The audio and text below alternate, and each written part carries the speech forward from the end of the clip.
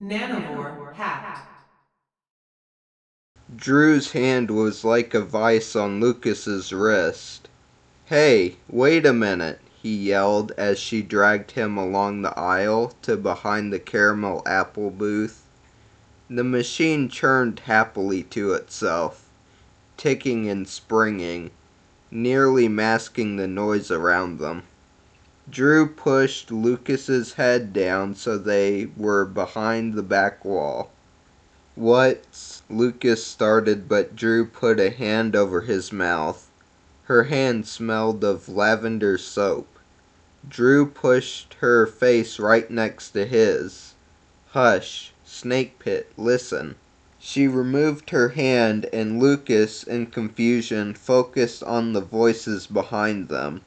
Ben's voice came through the noise of the machine, muffled, as if he were eating. "Mates must have been in email." "Right. All here. Jew get 'em records?" "God, Ben, can you talk with mouthful?" Dana's voice dripped with disdain. "Sorry. If you're about the personal, yeah, I can see the weights." Lucas's eyes went wide. "What are they talking about?" he mouthed. Drew put her finger over her own lips and continued to listen. Ben's voice was finally clear. "What? Discover any?" Dana was silent for a moment. "Looks like a perpetual machine. Has to be in space. Will be expensive. Millions worth.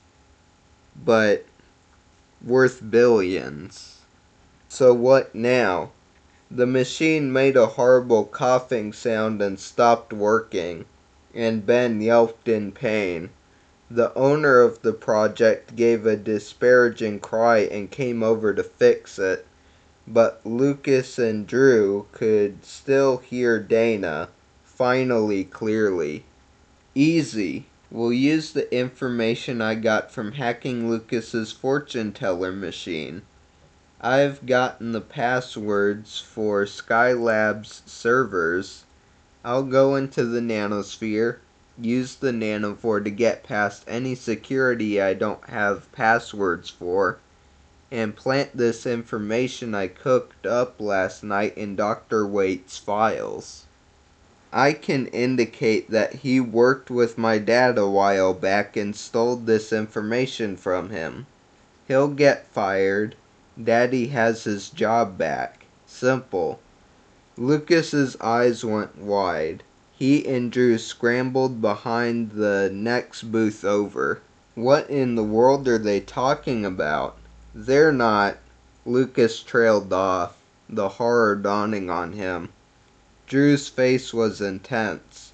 Somehow Dana got the information Madame Zeldara grabbed and used it to get further into Skylab's internal files, Lucas. Madame Zeldara's been hacked. Looks like Dana's going to steal Waite's latest discovery and use it to get her dad back into his position at Skylab's." "Oh no," he whispered, the whole crushing realization that this could be his fault, and what he could lose if caught, came down on him, and he felt slightly dizzy. Drew dragged him out into the hallway and stuffed her backpack into her locker, then turned back to Lucas. "Hey," she said, lightly patting his cheeks. "Come back to me. We have to turn off Madame Zeldara. We don't know what else she's grabbing." "Wait a second, just let me think," Lucas said. "We aren't 100% sure that's what's going on, right? I mean, Dana could be getting that information elsewhere." Lucas thought Drew would hit him. "Are you seriously that dense? You're honestly going to tell me that you built that machine, but you can't add 1 and 1? Lucas lowered his voice to a desperate whisper and turned to look back at Madame Zeldara. Drew, if this is my fault, then I could get in serious trouble. It's not my intention or Madame Zeldara's design to do this. I could lose the fair and the internship. We need to check and make sure that it's not caused by something else. Will you give me that? He turned back toward her. Drew, but she was gone. Dana's glee was barely contained as she slipped her second touchscreen phone into her purse. This one connected to the one linked to Madame Zeldara and downloaded all captured data. That's a cool idea, Dana, but can your phone upload all that data? You can't break in like Madame Zeldara did, Ben asked, licking the caramel from his fingers. Not from here, no, but I can get into the Skylab's secure servers from the nanosphere. The Nanovor eat most firewalls and other types of computer security for lunch. And since the geeks are in here going all gaga over the science fair, I can get in there with no hassle. Dana looked around. No one paid them any attention, so she led Ben casually toward the gymnasium exit. But you've got to do more than just upload the files, right? Asked Ben softly. I mean, Skylabs could just find out and decide to keep the information private and give him a slap on the wrist.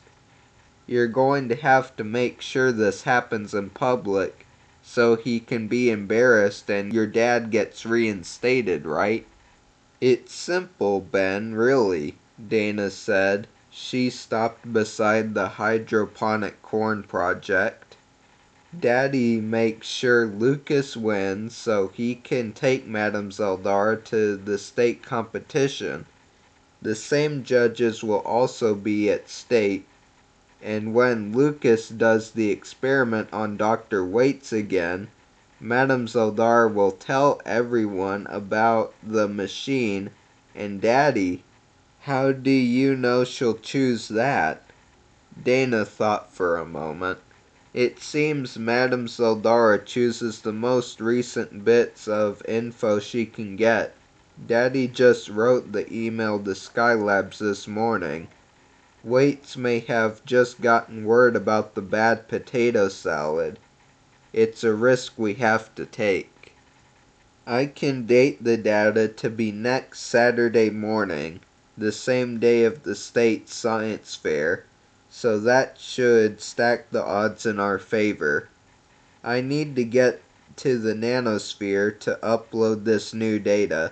I'll go find a quiet place to sit while I go into the nanosphere.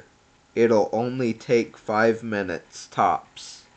Dana and Ben turned the corner around the final science project, the sadly ignored hydroponic corn, where she nearly ran into Drew. The freshman was crouched down as if hiding, and her eyes were wide as Dana stumbled to a stop in front of her. Drew stood and gave an impish grin. Don't suppose you'd like having your fortune told, would you? Dana's voice was very controlled, although she wanted to reach out and throttle the young girl. Ben, make sure she doesn't bother me in the nanosphere.